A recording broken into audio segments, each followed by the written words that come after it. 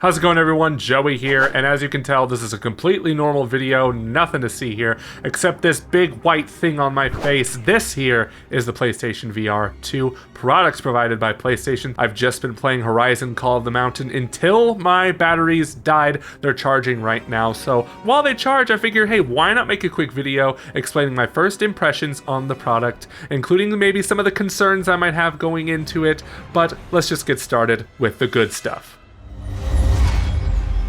So right off the bat, let me tell you that I am quite impressed with PSVR2 so far. It's got really good controllers, it's a really comfortable headset. I can totally see myself wasting away hours playing games like Horizon Call of the Mountain, which is the big PSVR2 exclusive. There's even a bundle available for it as well. So I also have other games which I haven't tried out yet, so I'm going to focus on Call of the Mountain mainly for this video. But if you are going to get a PSVR2 headset when it comes out next week, the best advice I can give you is to not try putting it on right away. The first thing you have to do is just plug it into your PlayStation 5 with one USB-C cable. Yes, that's right. It comes with the one cable that it has. That's right. No more having to set up a PlayStation camera or even a box that the PlayStation VR1 had. It's just one cable. Very easy to use. And it comes with a really easy setup too. The second you plug in the headset, it tells you how to put it on. And I promise you that you will not know how to put it on unless you've already looked up videos on how to put it on. But that brings me to my next point, is that this headset is very lightweight. I've been playing most of my VR games with my Oculus Quest 2, or now Meta Quest 2, whatever it's called, and that's a more beefy headset, which makes sense because the hardware is built into the headset itself. Here, the PSVR2 is powered by the PS5, so they're able to make it more lightweight in its design,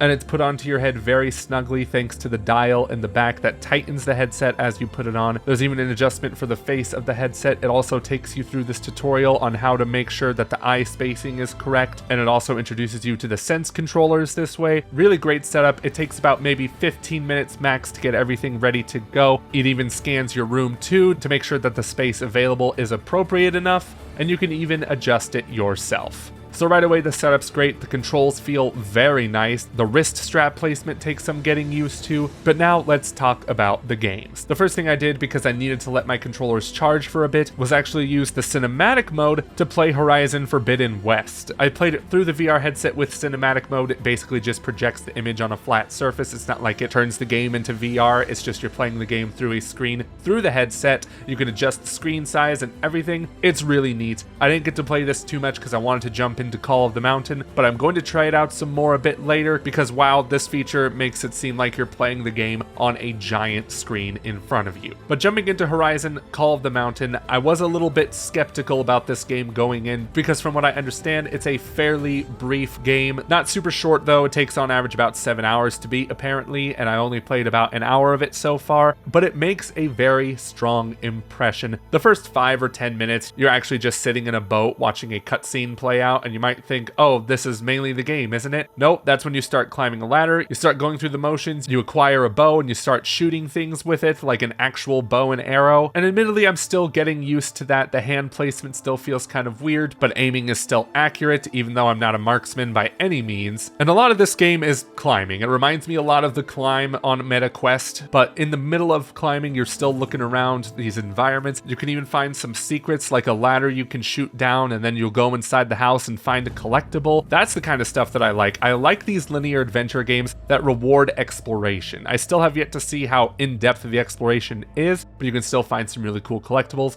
And when you're thrown into combat, that's where things get interesting. It basically locks you into movement where you can use the right stick to do quick dodges, you can use the left stick to strafe in a fixed area. I like this a lot because it lets you focus more on the combat instead of the movement, because movement does take some getting used to with the controls, especially when you move the camera. The image appears a little distorted, which I'm not a huge fan of. Perhaps I'll get used to it later. The thing about these VR games is that they always take some getting used to. Even if you're a VR veteran, each VR game still has their own little quirks that takes some adjusting to, but I'm very excited to keep going into Horizon Call of the Mountain. It has beautiful locales, exhilarating combat, and I can't wait to see where that journey takes me.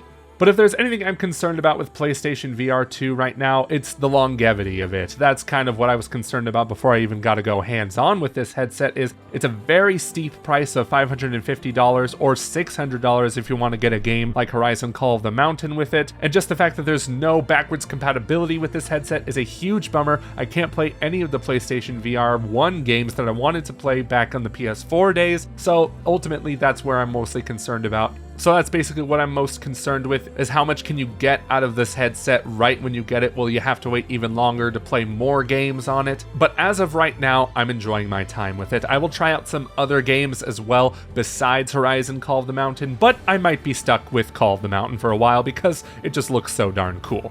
And those are my impressions of the PSVR 2 so far. If you have any questions for me, let me know in the comments below. You can't tell, but my eyes are closed right now because I can't stand to stare into the void of darkness. But let us know in the comments what your questions are, and until next time, bye-bye.